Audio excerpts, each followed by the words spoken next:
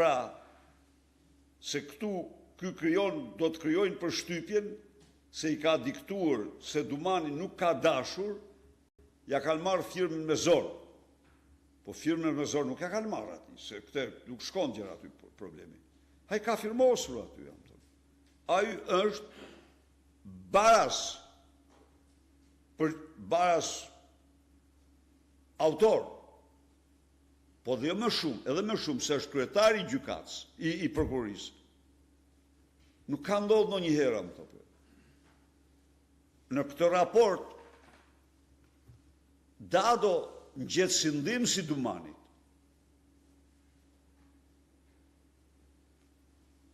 Që, sepse kanë të dy. Nuk është firme e Dumanit në rastin e Ilir Beqës. Dumani në rastin e Ilir Beqës bëri një vrejtje për hetimin të drejtë. Dhe ajo vrejtje ishte e drejtë. Kurse këtu është bashkë autor i akuzës. Si ta kuptojmë ne këtë? Pra, a është kjo një ujdi, akord, midis Edi Rams dhe Altin Dumanit? Nuk mund të them. Por që këta kara janë takuar periodikisht, se këtu janë dy persona të zi, me zi njëri se tjetri, Ulu Ziu dhe Arben Rakipi. Këta dy janë bashkë me Ymer Lalën, njerëzit që kontrollojnë Dumanin.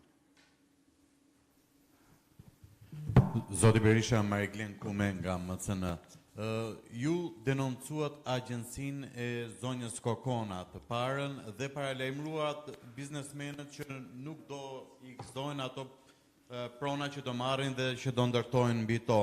A e keni këtë paralajmërim edhe për vllajën e Alatit tuaj, i cili është përfituesi i parë nga kjo agjensi të ISHTSH-ja? Dhe pyetja e dytë është, kandidatëve për primare, pra kandidatëve të Partisë Demokratike i vendosët primare dhe po ashtu kushtin për të bërë lista për emigrantët. Po drejtuesve politik, çfarë kushti i keni vendosur, sepse nuk i futët në primare, por nuk i kërkuat as lista për diasporën? Po. Ky qëndrimi imi është për cilin do pa asnjë përjashtim në rastin e Agjencisë së Investimeve Strategjike. Në bindjen më të thellë, kjo është veprimtari antikushtetuese, antiligjore, totalisht e papranueshme nga Partia Demokratike. Besoj se e qartë. Cili do, nuk përjashtoj asnjëri. Së dyti, drejtuesit politik janë drejtuesit politik të qarqeve. Udhëheqin fushatën, organizojnë të gjithë veprimtarinë zgjedhore brenda qarkut. Këto janë detyrat e tyre. Janë marrë intensivisht me fushatën në diasporë dhe kanë pa diskutim meritat e tyre. Pra, si drejtues, këto kanë qenë detyrimet e tyre. Tani, vim tek momenti tjetër. Janë vendosur në listë të mbyllur, thua. Për fat keq, këtë e dikton ligji. Në qoftë se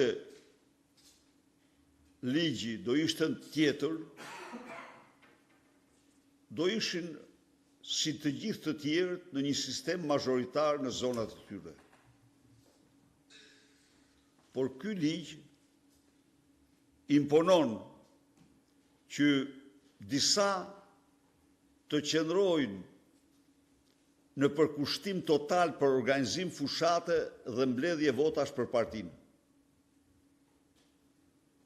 Përndryshe, votat e partisë me qenë se Edi Rama nuk ka pranuar që t'jenë të njëjta vota e partisë me të kandidatit, çka është gjëja më normale, atëherë dikush duhet merret me votat e partisë. Kjo është arsye e kësaj liste.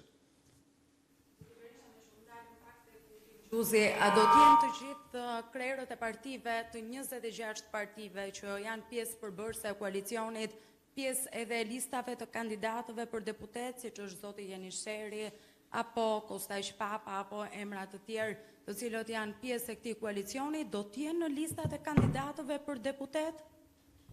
Tani, ka një marrëveshje me secilin prej tyre, kanë vende të caktuara në listë të mbyllur, kanë vende të caktuara në listat e hapura.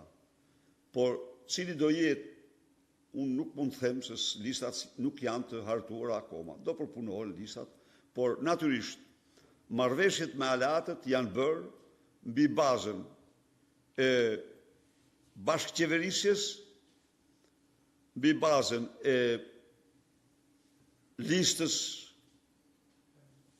të deputetëve, listave të deputetëve dhe ndarjes së qeverisjes pas 11 majit. Për krerët e partive të vogla, jo për krerët e partive aleati që mund të kenë një peshë të caktuar elektorale, pra do të kenë përfaqësim të 26 të partitë që janë pjesë e koalicionit në lista qoftë hapura? Janë çështjet marrëveshjes që është në finalizim e sipër. Dhe sa po të finalizoj marrëveshja, do marrësh përgjigje të saktë. Mirupafshim. Faleminderit.